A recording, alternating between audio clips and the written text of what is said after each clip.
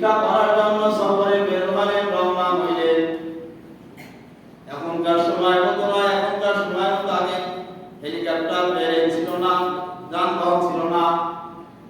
আগের যুগে তো চলাফেরা ছিল কি জাহাজে করিয়া, ঠিক কিনা? হেলিকপ্টার প্লেন যে যানবাহন গাড়ি ঘোড়া যা কিছু হয়েছে তো অনেক পূর্বে ছিল না। শত শত বছর আগে কি, হাজার বছর আগে এগুলো কোনো অস্তিত্ব ছিল না, ছিল না। ইমাম বুখারী রাহমাতুল্লাহি আলাইহি শিক্ষা করার জন্য, শিক্ষা অর্জন করার জন্য বাড়ি থেকে বের হলেন। অনেক দূরের পথ জাহাজে করে বের হলেন। জাহাজের মধ্যে অনেকের সঙ্গে তার আলোচনা হলো, সাক্ষাৎ হলো, অনেকের সঙ্গে পরিচয় পরিচিতি হলো।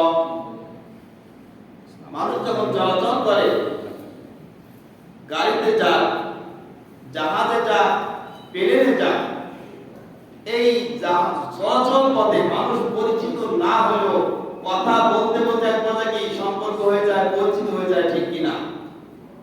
অনেক সব কথা হয় কিন্তু সবার সঙ্গে সম্পর্ক আন্তরিকতা হয় না, আবার কারো কারোর সঙ্গে আন্তরিকতা সম্পর্ক হয়ে যায়। এইভাবে ইমাম বুখারী রাহমাতুল্লাহি আলাইহি অনেক দূরের সফরে রওনা করলেন শিক্ষা অর্জন করার জন্য। সঙ্গে 1000 দিরহাম সঙ্গে নিয়ে রওনা করলো। 1000 স্বর্ণমুদ্রা, 1000 কি স্বর্ণমুদ্রা নিয়ে শিক্ষা অর্জন করার জন্য কি রওনা করছে বাড়ি থেকে।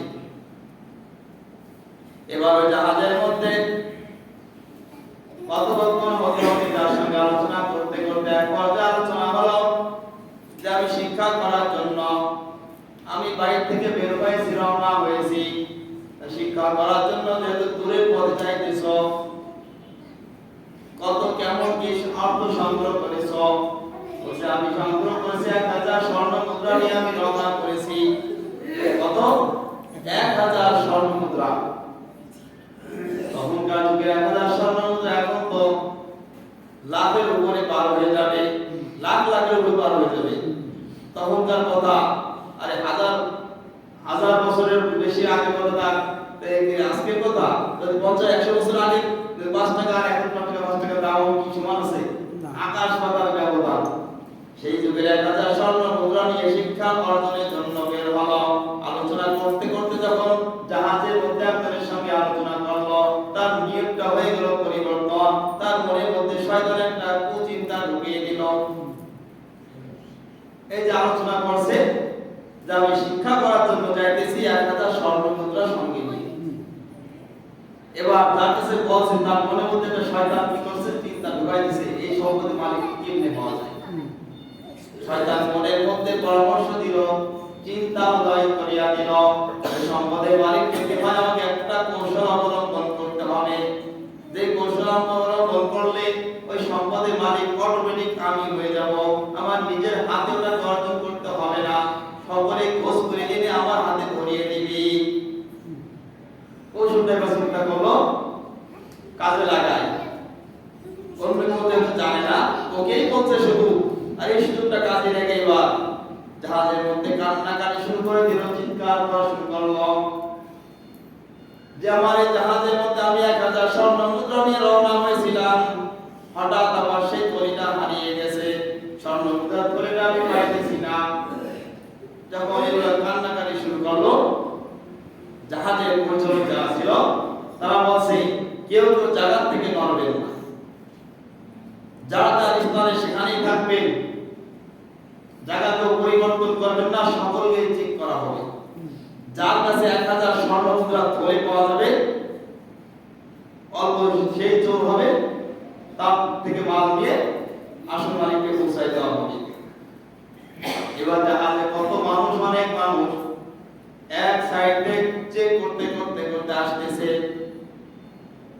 চেক করতে করতে আসার সঙ্গে সঙ্গে যে মুহূর্তে ইমাম বুখারী রাহমাতুল্লাহির কাছে আসলো, চোরের ভয়ে আনন্দের কোনো শেষ নাই, এখন এই সম্পদের মালিক আমি হয়ে যাব। কারণ কেউ কাছে এই পরিমাণ পাই নাই, 1000 পরিমাণ কারো কাছে পাই নাই, আর এই কাছে আপনি যখনই বসবে পাইবে ওটা তো আমারই হয়ে যাবে। আর ওটা কাউকে বলে নাই, কেউ জানে না যে 1000 নিয়ে আসছে। এবার যখন ইমাম বুখারী রাহমাতুল্লাহির কাছে যখন তাকে তল্লাশি করা হলো, খোঁজা শুরু হয়ে গেল। শরীরের সব জায়গা তল্লাশি করার পর একটা স্বর্ণ মুদ্রাও খুঁজে পেল না, একটা স্বর্ণ মুদ্রাও খুঁজে পেল না।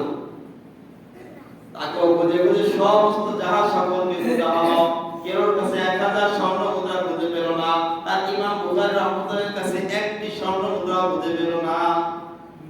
এবার চলে অবাক, কি কৌশল করলাম, এত ব্যর্থ হয়ে গেলাম। কান্না করাটা আমার ভাব ফালতু হয়ে গেল, কান্নাটা কাজে লাগলো না। যে কষ্ট করে চিৎকার মারলাম, কান্নাম, অভিনয় করলাম, এটাও আমার বৃথা হয়ে গেল। এবার খুঁজতে খুঁজতে সবাই যখন চলে গেল, খোঁজা বন্ধ হয়ে গেল, মাল খুঁজে পেল না, সবাই যার যার স্থানে নীরব। এমন সময় চোর আবার বলল, ভাই তোমার যে 1000 স্বর্ণ মুদ্রা এটা কোথায় গেল? কথা বুঝছেন নি?